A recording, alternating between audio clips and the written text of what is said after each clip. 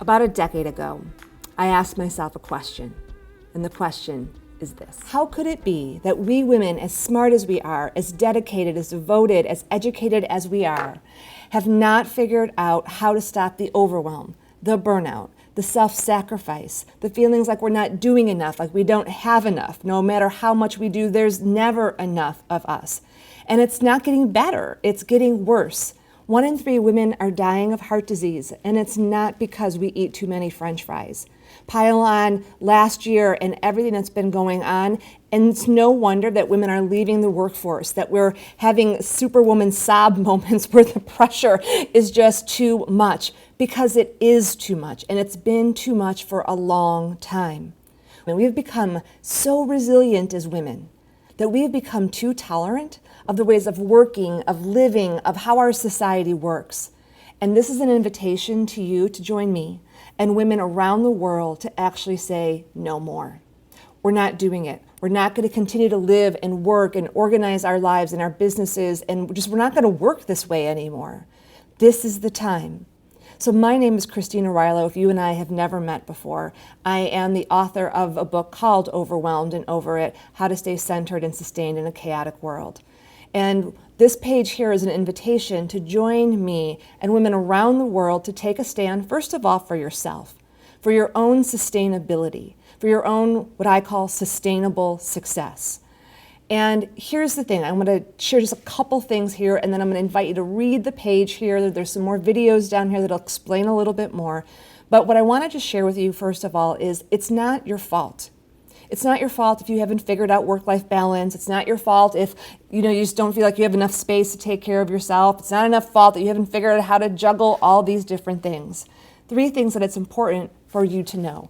Number 1, the systems that we live in have been built for burnout. They were never built with a woman's best interest at heart. Basically, what happened is when the women entered the workforce back in the 1970s at full force, the systems basically said, okay, ladies, you can have your full rights and you can go do whatever you want to do, but we're not going to change anything to actually shift the reality based on now we have households who have 2 working parents, or we have single mothers, or whatever it is. The systems didn't change. We just piled more on. And there were not enough women or conscious male allies or really consciousness in the world to do it any differently. So the women, we had to suck it up. And we did. We put shoulder pads on. We played the man's game. And it's not even about men. It's a game that's based on accumulation and consumption and more. That's why you and I feel pressure to do more. So this is the time to actually say, you know what? We don't want to play that game. Because the truth is that humans made the systems, dear one. We made them up. They're mostly all man-made, economic, educational, financial, healthcare. They're human designed.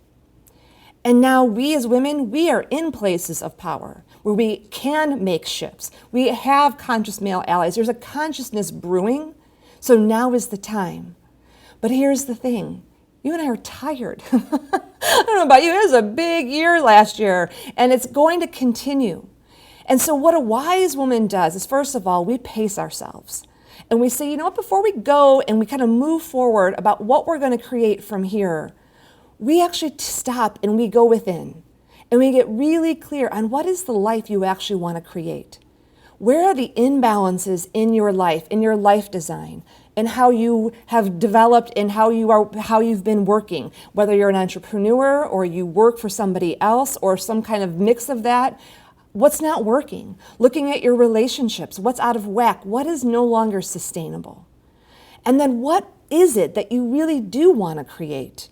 What is the design of your life, of your work, of your family, of your relationships, so that you get to have a great life, that you can achieve what really matters to you, and take care of what you love most, including yourself, and create the space to breathe and savor your life. That's sustainable success. A reality in which wholeness and wellness and sustainability and interconnection is at the core. But here's the second thing that's important for us to know. You and I have been imprinted by a culture, by a society, by our family, by our relatives, by how we've been educated. I'm trained as an MBA. So I was trained and educated to have a certain model of what success looks like in my brain. The same is true for you, however you've been educated. I've also been educated as an entrepreneur. It wasn't any better. It was still that same model. And we have these deeper imprints within our hearts, which as women is where our power is. And I call them imprints because it's not just like, oh, if I change my beliefs, all of a sudden I will be successful. That is BS. That is not how it works. In fact, these imprints, they're in our hearts, they're in our emotions, they're in your mind, they're mental. They're also physical and physiological that cause us to be afraid of, like, if I don't push, if I don't work more, if I don't give everything I have, there won't be enough. Everything will fall apart. Who's going to take care of it if I don't? There actually isn't the support that I need. And these are all our common shared realities. You and I have stood there where there was stuff that needed to get done, and we were the only ones standing. And we plugged the holes, we gave 150%, but enough. Because if we don't stop that here, changing our relationship to work and success and relationships and being mothers and parents and all of the different things that we do to support people, it's just going to get worse as it is for the generations to come. When we live in a world in which 8-year-old girls are asking their mothers for anti-anxiety medicine, it is the mothers of the world. And whether you are a parent and a mother, or you mother as I do through mentoring and also being a great auntie and godmother, the mothers of the world, the women of the world, to stand up and say, actually, no more. But now here's the third part. We actually have to be able to see what's real. So this transformational experience is about taking you on a journey on the inside out. It's the teaching. Be the change you wish to see. If we try to focus on there and change the world, it does feel overwhelming. But you and I, our power lies in going within and finding what are those deeper imprints, those ways of working, those habits, those patterns, those beliefs, those are not actually serving you, are not needed going forward. So you can actually do what I call work wise, so that you can actually trust your own deeper inner wisdom and make choices using what I call your superpower of harmonic defiance, which is defying the ways of working and living that do not work for you. Not by raging, not by ranting, not by having a social media post about it, but by just choosing to make different choices in your life. So here's what I want to say, because I know that we've also have shorter attention spans these days. So I'm going to wrap this video up, but I want to say a couple things first of all. This book, Overwhelmed and Over It, is the guidebook we will be using. It took me 3 years to write this book because I was devoted to creating a way out of overwhelm and burnout and self-sacrifice that actually wasn't just about more self-care and more stress management techniques. This is the other piece.